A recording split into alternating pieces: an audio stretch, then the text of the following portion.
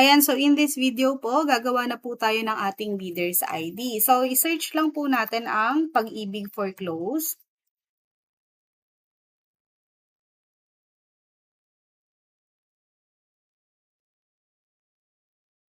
Ayan, search lang natin yung Pag-ibig Foreclose. So, wag po kayong mag-aalala kasi itong paggawa po ng bidder's ID and pagbibid po ng property sa Pag-ibig ay pwede nyo rin naman po siyang gawin sa cellphone lang.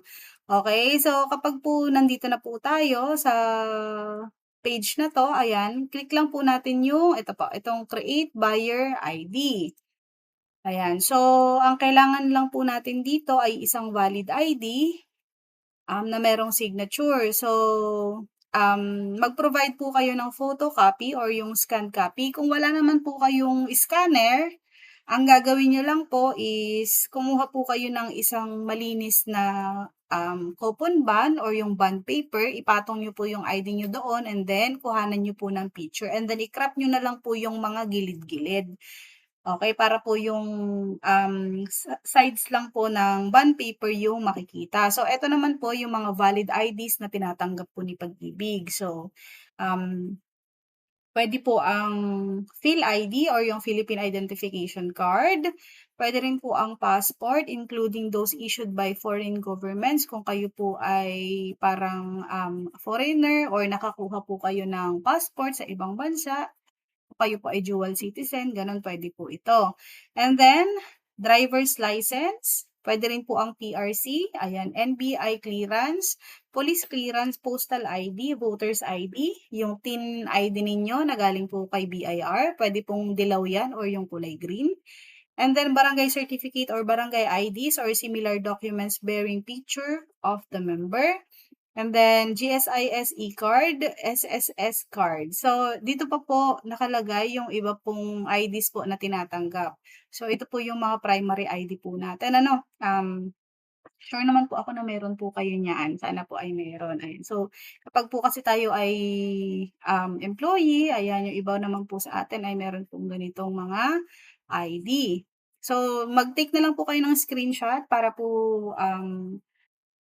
meron po kayong kopya ng mga ID po na puwede niyo pong i-prepare.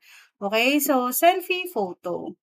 Ayan, so yung ID po na ipe-present po natin dun sa may photocopy or scan copy, yun din po yung ID po na gagamitin po natin sa pagse-selfie. So, kailangan po 'pag magse-selfie po tayo, either naka-t-shirt po tayo or naka-polo shirt, puwede po. And then of course, dapat po ang background po natin ay clear, puwede pong white background. Ayun, so maghanap na lang po kayo sa parte ng bahay ninyo na meron pong clear na background, puwede pong puti. So, ang gagawin po natin dito sa may ID ay hahawakan po natin siya at medyo ilalapit po natin sa camera para po mababasa po ng verifier ni Pag-ibig yung atin pong mga pangalan, makikita po yung signature, and then makikita po yung picture kung kayo po talaga yung tao na nasa ID. Okay? So, active mobile number. Dapat po ay meron po tayong active mobile number. Para po dun po natin mare-receive yung ating one-time PIN, okay? So, next ay pagkatapos po natin dito, i-click na po natin yung proceed. So, dito po ang pipiliin po natin ay individual. So, itong juridical/company bidder registered with Pag-ibig Fund para po ito sa mga kumpanya.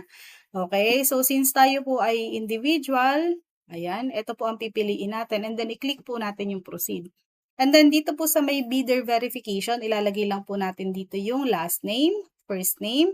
Ayan, kung meron po kayong extension name, i-click nyo lang po itong extension name, ilagay nyo po dito yung pwede po siyang junior, ayan, sa mga may pangalan po na junior, the second, the third, the fourth, ayan, and so on. Ayan, dito po tayo sa with extension name. Kung wala naman po tayong middle name, ilagay lang po natin no middle name, i-click lang po natin yan. Ayan, okay lang po yan. And then, ang next is, lagay naman po natin yung ating birthday, and then phone number. And then i-click po natin yung proceed.